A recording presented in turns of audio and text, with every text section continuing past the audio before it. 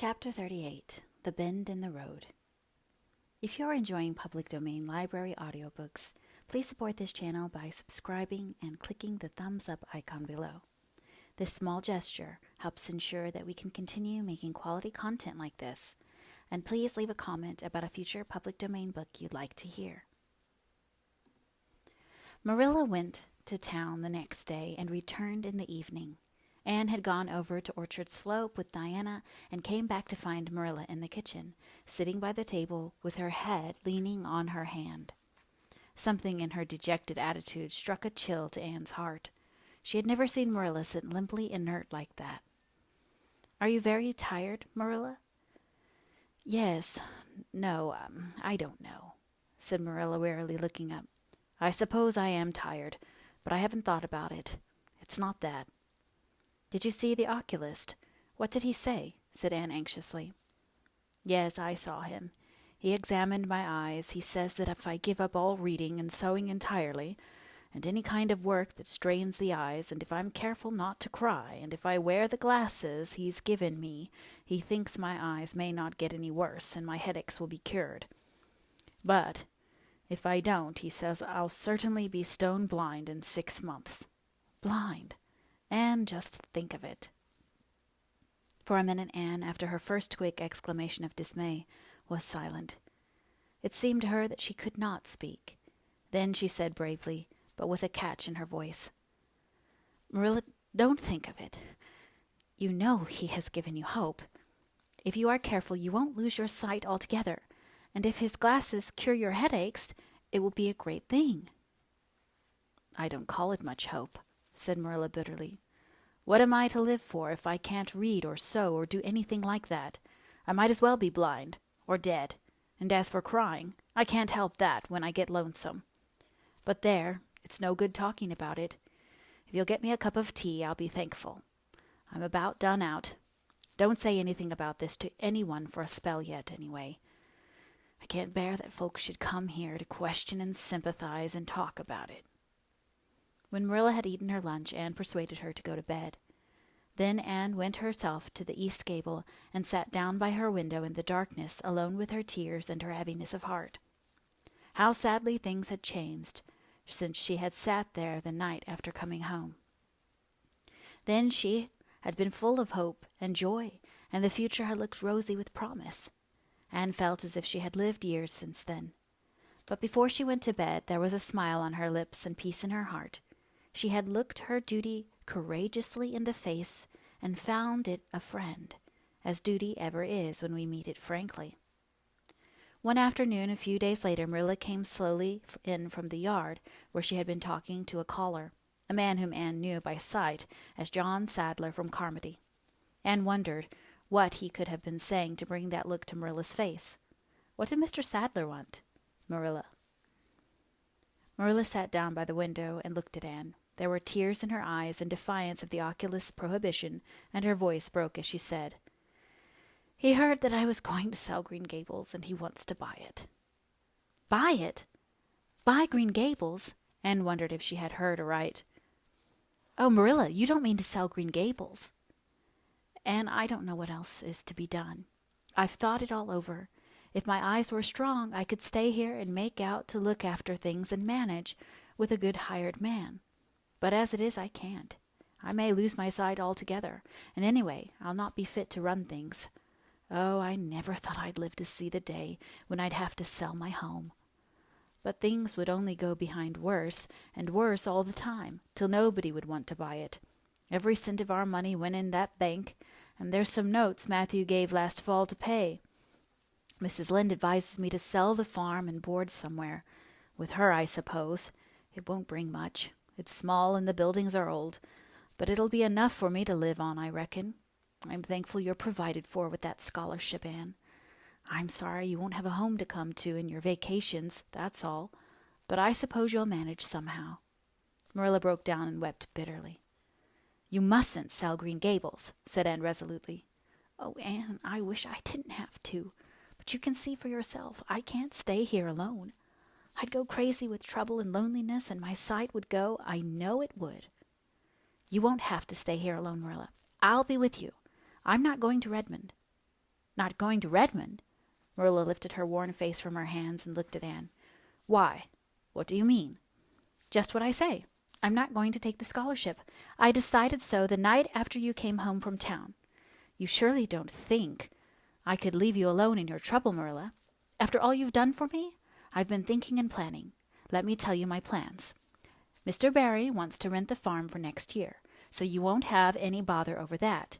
And I'm going to teach. I've applied for the school here, but I don't expect to get it, for I understand the trustees have promised it to Gilbert Blythe. But I can have the Carmody school. Mr. Blair told me so last night at the store. Of course, that won't be quite as nice or convenient as if I had the Avonlea school, but I can board home and drive myself over to Carmody and back, in the warm weather at least, and even in winter I can come home Fridays. We'll keep a horse for that. Oh, I have it all planned out, Marilla, and I'll read to you and keep you cheered up.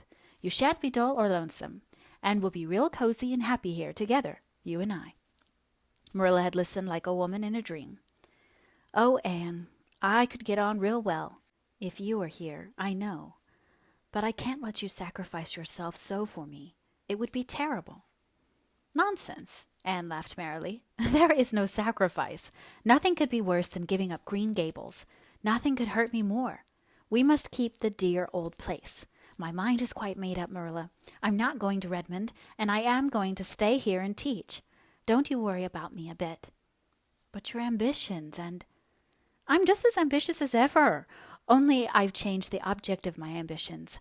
I'm going to be a good teacher, and I'm going to save your eyesight. Besides, I mean to study at home here and take a little college course all by myself.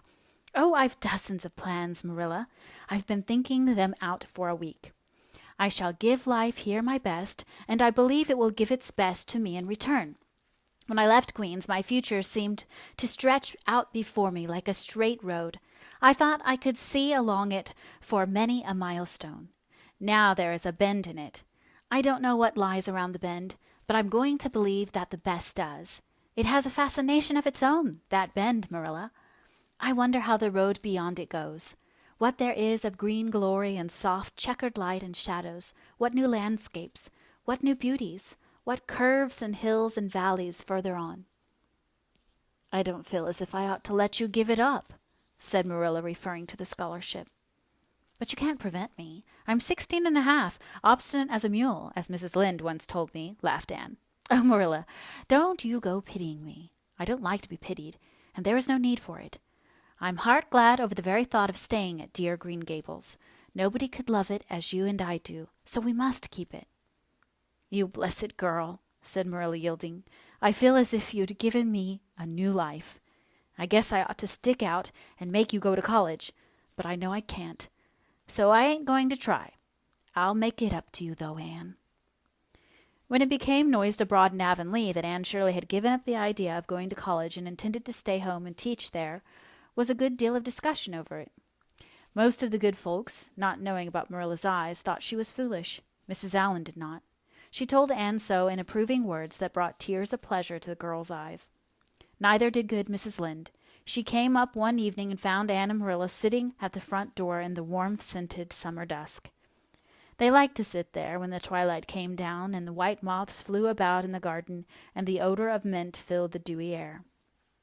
Mrs. Rachel deposited her substantial person upon the stone bench by the door, behind which grew a row of tall pink and yellow hollyhocks, with a long breath of mingled weariness and relief. I declare, I'm glad to sit down. I've been on my feet all day, and 200 pounds is a good bit for 2 feet to carry round. It's a great blessing not to be fat, Marilla. I hope you appreciate it.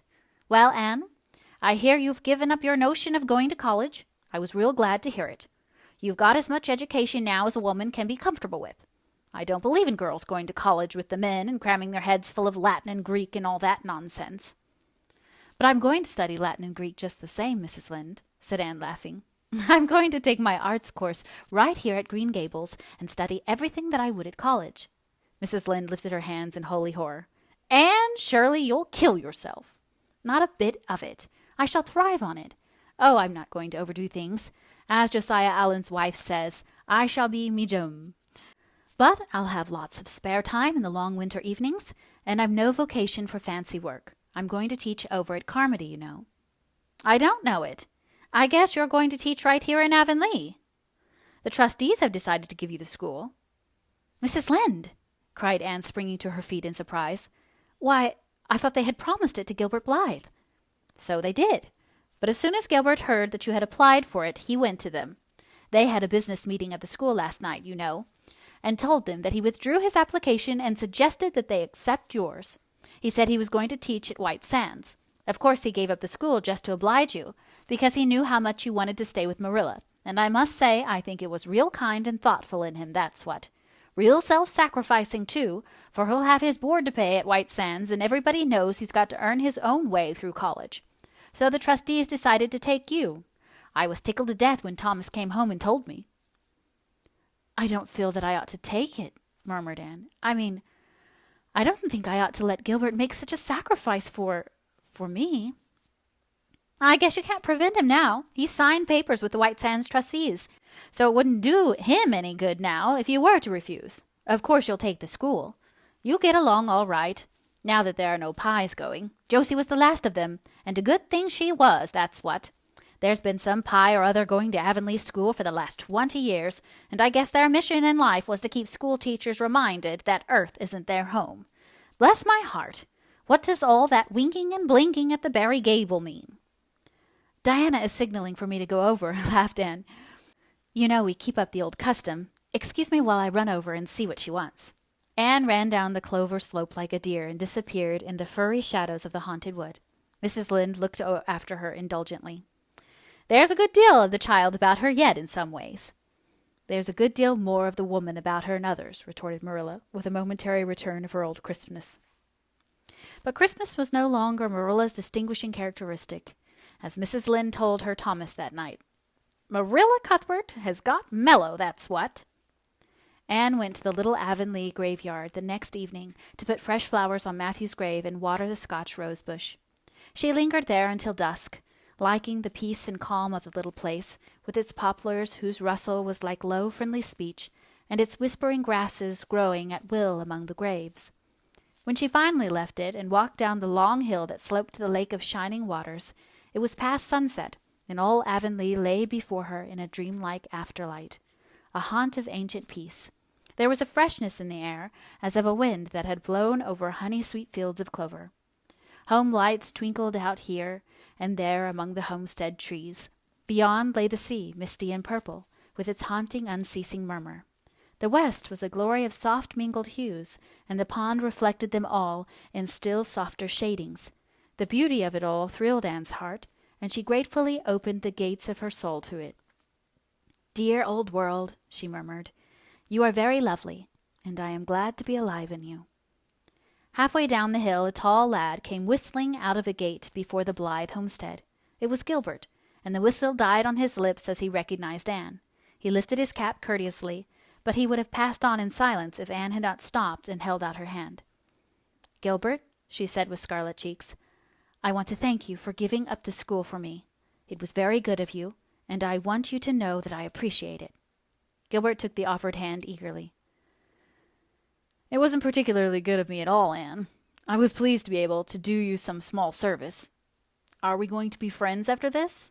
Have you really forgiven me my old fault?" Anne laughed and tried unsuccessfully to withdraw her hand.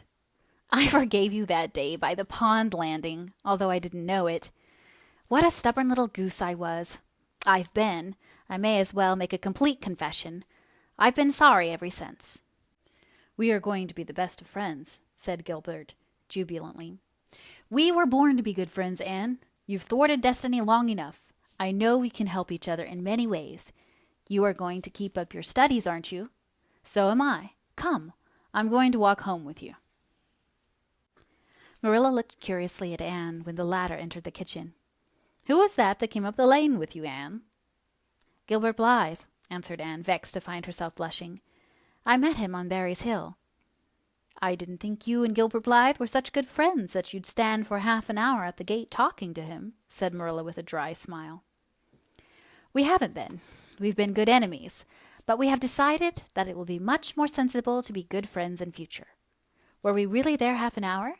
It seemed just a few minutes. But, you see, we have 5 years' lost conversations to catch up with, Marilla."